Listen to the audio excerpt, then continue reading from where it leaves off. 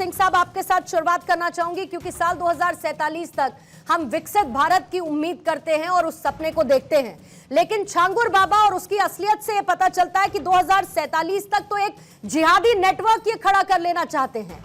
पूरी तरीके से डेमोग्राफिक चेंज और कैसे आईएसआई के साथ सीधा संपर्क की कोशिश, यह भारत के लिए कितना बड़ा खतरा? एसएन सिंह साहब।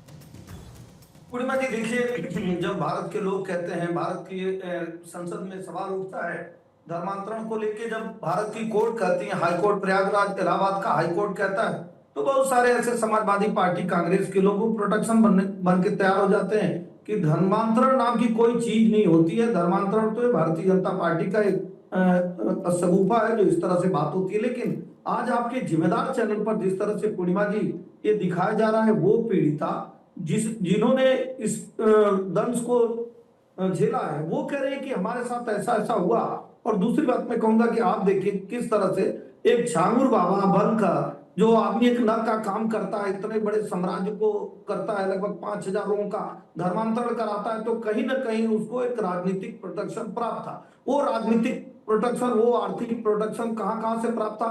भारत की भी कुछ राजनीतिक पार्टियां जो खड़ी हो जाती हैं कहने के लिए कि नहीं, वो तो भारतीय जनता पार्टी की सरकार धर्म देखकर कार्रवाई करती है, ये तुष्टीकरण का कार्य अगर नहीं बंद होगा तो छांगुर बाबा तो एक है, इस तरह के बहुत सारे लोग ऐसा कार्य कर रहे हैं, जब उन पे कार्रवाई होगी तो आप ये कहेंगे कि नहीं तो धर्म देखकर कार्रवाई होगी। तीसरी बात मैं कहूंगा, गाजियाबाद में एक छोटी सी घटना आती है और सबसे पहले आप ही के भारत 24 के जिम्मेदार चैनल पर दिखाया जाता है, छांगुर बाबा की ही तरह एक व्यक्ति पकड़ा जाता है जो ट्यूशन पढ़ा रहा होता है और जितनी बच्चियां आती है उनका धर्मांतरण कराता है, खेल खेल में धर्मांतरण कराता है कि ये देखिए भगवान पे आप दाव लगाइए, आप हार जाएंगे, अल्लाह पे दाव लगाइए, आप जीत जाएंगे। इस तरह के काम सामाजिक संस्थाएं, इस तरह के काम राजनीतिक पार्टियां ये क्यों कर रही है? क्योंकि पूर्णिमा जी होता क्या है, ये लोग राष्ट्रनीति के साथ नहीं खड़े।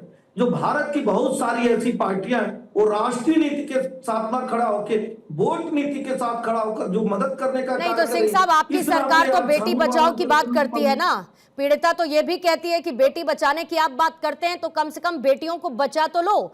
आप कह रहे हैं दूसरी पार्टियों के बारे में बात, लेकिन एक लंबे समय से उत्तर प्रदेश में तो सरकार सर आपकी है ना। अगर इससे पहले राजनीतिक संरक्षण छांगुर बाबा जैसे लोगों को मिला हुआ था तो उसके बाद क्या? बुलडोजर कार्रवाई करने में तो आप अव्वल नंबर है ना। तो इतना लंबा इंतजार, इतनी लंबी देरी और प्रशासन सरकार की नाक के नीचे ये सब कुछ होता रहा। अयोध्या, काशी, मथुरा को टारगेट किया जाता रहा, पैसे बाहर से आते रहे, कोई नेटवर्क, कोई हवाले के पैसे के बारे में कोई जानकारी नहीं मिली, कोई ट्रैकिंग नहीं हुई उसकी सर। तो पूर्णिमा जी ये भारतीय जनता पार्टी की सरकार है, तभी पूर्णिमा जी यहाँ डिस्कशन कर रही है और तभी इतनी बड़ी कार्रवाई हो रही है। नहीं तो आप सोचिए कि मेरठ में, मुजफ्फरनगर में, रामपुर में, कानपुर में, बरेली में, बदायूं में, बुलंदशहर में बहुत सारे लोगों ने कहा, ये इस बात को उठाया कि समाजवादी पार्टी की सरकार के समर्थन के द्वारा ये सारी चीजें चलाई जाती हैं। लेकिन उस समय की समाजवादी पार्टी की सरकार वोट की राजनीति के लिए उनको बढ़ावा देने का कार्य करते हैं। उत्तर प्रदेश में जब भारतीय जनता पार्टी की सरकार बनती है, पूज्य योगी आदित्यनाथ जी धर्मांतरण पर एक कड़ा कानून ले आते हैं, पूर्णिमा जी कड़ा कानून, और जो धर्मांतरण कराता है उसको जेल में डालने का कार्य किया जाता है, उसको पनिश करने का कार्य किया जाता है। नतीजा ये देखा गया है कि आज जो कार्रवाई हो रही है वो भारतीय जनता पार्टी की सरकार के नाते हो रही है। नहीं तो वो तुष्टीकरण वाले कार्रवाई थोड़े ना करते। तुष्टीकरण वाले तो कहते कि नहीं वो सारा गुना उन लड़कियों का है, वो सारा गुना वो हिंदुओं का है। तो मुझे लगता है कि जो गजनी नहीं कर पाए, आज समाजवादी पार्टी कांग्रेस के समर्थन के द्वारा ऐसी पार्टियां जो मदद करके इन चीजों को बढ़ावा देती हैं, उनको ये ध्यान रखना होगा कि आप भारत की नीतियों के साथ विरोध के कार्य कर रहे हैं। जैसे आप देखें आईएसआई से उसका संबंध आता है, कई हजार कई सौ करोड़ रुपए की फंडिंग जो लेता है वो भारत विरोधी गतिविधियों के लिए लेता है। अगर भारत की आंतरिक और वायु सुरक्षा पर कोई सवाल उठाता है तो सभी पार्टियों का की ये जिम्मेदारी होती है साथ खड़े होना। लेकिन आपके जिम्मेदार चैनल पर पूछूंगा, हो सकता है कि यहाँ पे समाजवादी पार्टी और कांग्रेस के लोग भी बैठे।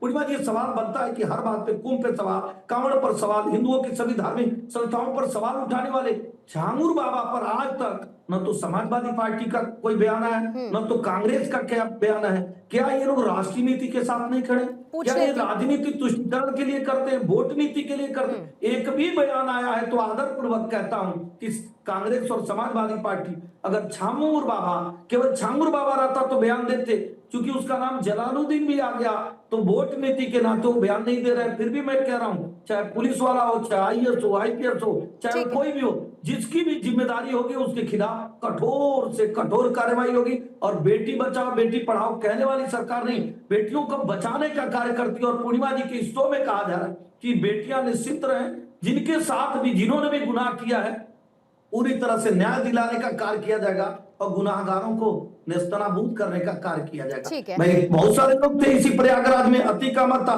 मदरसे से बच्चियों को उठा के ले आता था, उन बच्चियों के साथ कौन खड़ा होगा? पूज्य योगी आदित्यनाथ जी, भारतीय जनता पार्टी की सरकार खड़ी। मुख्तार अंसारी के साथ जो दुर्व्यवहार करते थे उनके साथ कौन खड़ा हुआ? भारतीय जनता पार्टी की सरकार। लेकिन सवाल अब भी एक वही है, अभी भी आप ठीक है, आप कार्रवाई हो रही है, ठीक है, बिल्कुल ठीक बात है, लेकिन ये तो छांगुर बाबा एक नाम है ना, नेटवर्क तो पता नहीं कहां कहां फैला है, कौन कौन से राज्यों में। तो जाहिर है कि सरकार से इस बात की उम्मीद होगी कि इस नेटवर्क को पूरी तरीके से खत्म किया जा सके। आदेश जी, एसएन सिंह साहब ने कांग्रेस पार्टी के लिए एक सवाल उठाया है, और जब धर्मांतरण की बात आती है तो अगर कोई अपनी मर्जी से अपना धर्म परिवर्तन करता है तो कोई उसमें दिक्कत नहीं है, लेकिन छांगुर बाबा को लेकर जिस तरीके के खुलासे हो रहे हैं, जो बातें सामने आ रही हैं, धर्मांतरण और लव जिहाद को लेकर जब भी कोई बात आती है तो कांग्रेस या तो उस पर चुप रहती है या फिर उसको डिफेंड करने लग जाती है। क्या ये अप्रत्यक्ष तौर पर कांग्रेस का समर्थन नहीं है? और इस पूरे मामले को लेकर कांग्रेस का क्या टेक है? आदेश भारद्वाज। पूर्णिमा जी, कांग्रेस का स्टैंड बिल्कुल साफ है, देश कानून के तहत चलेगा, लैंड ऑर्डर जो है वो मेंटेन होगा और दोषियों के साथ किसी तरह की कोई हमदर्दी नहीं है। आपने कहा कि कांग्रेस का इनको समर्थन होता है, बिल्कुल आपकी बात पूरी तरह से गलत है। मैं बड़े जिम्मेवारी के साथ आपको ये कहना चाहता हूं कि आज से पहले भी कई जगहों पे इस तरह का संत महात्माओं ने दुरुपयोग किया और शारदा प्रसाद जी बीच में है, पुलिस को भी बहुत बड़ी बड़ी घूस की ऑफर दी गई, लेकिन उसके बावजूद भी सरकार उनके साथ खड़ी रही और पुलिस के कई अधिकारियों ने बहुत ही बेहतर काम किया। तब जाके ऐसे कुछ लोगों को सजाएं मिली और जेल के पीछे जाना पड़ा। तो ये कांग्रेस का इतिहास रहा है, ये हमारे समय में हुआ है। हमने किसी की जाति, किसी का धर्म, किसी के क्षेत्र से कोई मतलब नहीं है। जो भारत के संविधान के खिलाफ काम करेगा, जो अत्याचार करेगा, उसके लिए ही जेल बनी है, उसी के लिए प्रशासन है, उसी के लिए पुलिस को इंडिपेंडेंटली काम करने की आजादी दी जाती है। ये कांग्रेस का इतिहास है। तो केरला फाइल्स पर इतना हल्ला क्यों मचाया फिर आपने? केरला फाइल पे आप वो देखिए कि क्या स्टोरी थी, मतलब के अंदर झूठ अगर परोसा जाएगा तो हम उसका विरोध नहीं करेंगे तो क्या करेंगे? लव जिहाद होता है या नहीं होता? आदेश भारद्वाज जी। पूर्णिमा जी, जब हाथरस की बेटी के साथ रात को मिट्टी का तेल जाकर आदेश जी, मैं लव जिहाद की बात कर रही हूँ, मैं लव जिहाद की बात कर रही हूँ, मैं रेप केसेस की बात नहीं कर रही हूँ। आदेश जी, लव जिहाद की बात कर रही हूँ। उनको पुलिस, उनको सरकार जाने नहीं देना चाहती तो हम वहां जाते हैं। जो है हमारी प्रियंका गांधी जो नेता है भारत कांग्रेस, मैं लव जिहाद की बात कर रही हूं। आदेश जी, मैंने पूछा कि लव जिहाद को लेकर कल को डिफेंडिंग जोन में तो नहीं आएंगे कि लगाया था? सर रेड कार्ड क्या था? रेड कार्ड क्या चल रहा था? किसको निशाना बनाया जा रहा था? ये बताइए। दलितों की आवाज बनने की बात करती है ना कांग्रेस सर। ओबीसी लड़कियां, दलित लड़कियां, पिछड़े वर्ग की लड़कियां, गरीब लड़कियां, इन सबका रेड कार्ड फिक्स कर रखा था जलालुद्दीन ने नसरीन के साथ मिलकर ये सारा का सारा रेड कार्ड फिक्स कर रखा था। लड़कों को काम पर लगा रखा था, कोड वर्ड्स का इस्तेमाल किया जाता था, नेपाल से लेकर आईएसआई तक कनेक्शन।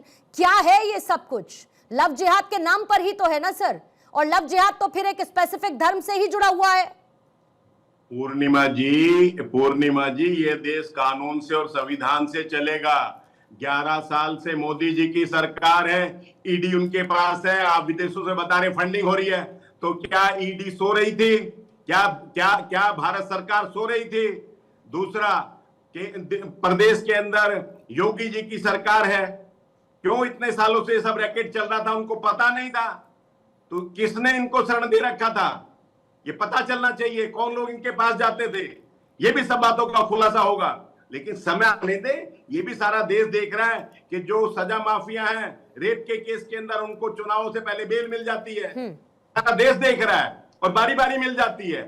एक साधारण सहज व्यक्ति को उम्र आज होने के बावजूद भी पेरोल नहीं मिलता, और यहाँ पे उनको जो बलात्कारी हैं उनको बराबर। मैं दो बातों को इस वक्त बिल्कुल मिक्स नहीं करूंगी आदेश जी, जो आप कोशिश कर रहे हैं। मैं सीधे लव जिहाद की बात कर रही हूँ, स्ट्रेट फॉरवर्ड लव जिहाद की बात कर रही हूं मैं रेप के केसेस को इसमें इंडल्ज नहीं कर रही हूं। वो किसी भी राज्य में हो, वो हर सरकार का फेलियर है, मैं तो उसकी बात ही नहीं करती। सिंह साहब जल्दी से जवाब देंगे, फिर उसके बाद बाकी लोगों के पास जाऊंगी। सिंह साहब क्विकली।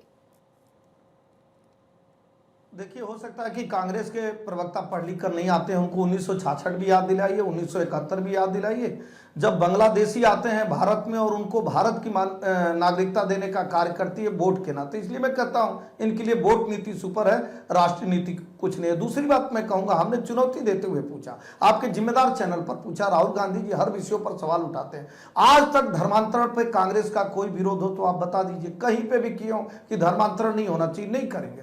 तीसरी बात मैं कहूंगा, अभी जब आसाम की सरकार ने कहा कि भाई एनआरसी लागू होनी चाहिए, तो सबसे पहले कूद कर कौन आया?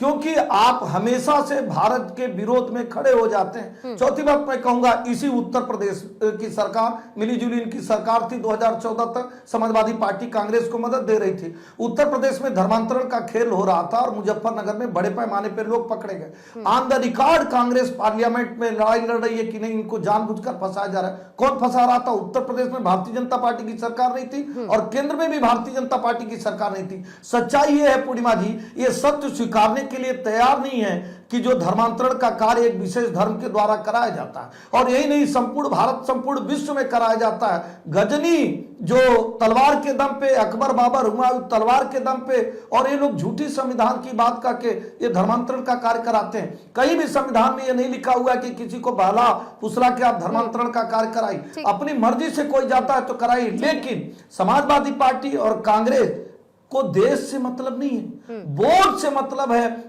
जब इनके राष्ट्रीय अध्यक्ष जी से सवाल पूछा जाता है संदेश खाली में, महिलाओं के साथ अत्याचार हो रहा है, महिलाएं न्यूज भारत 24 के कैमरे पर ऑन रिकॉर्ड कर रही हैं, कह रहे हैं हटाइए, फालतू की बात है। इनके लिए फालतू की बात लगती है। अगर जलालुद्दीन केवल बाबा रहता तो कांग्रेस बोलती जलालुद्दीन जलालुद्दीन है, जलालुद्दीन इनका वोट है, वो कुछ भी करेगा, लास्ट तक कांग्रेस के प्रवक्ता और कांग्रेस के नेता उसका बचाव करते हैं। ठीक है,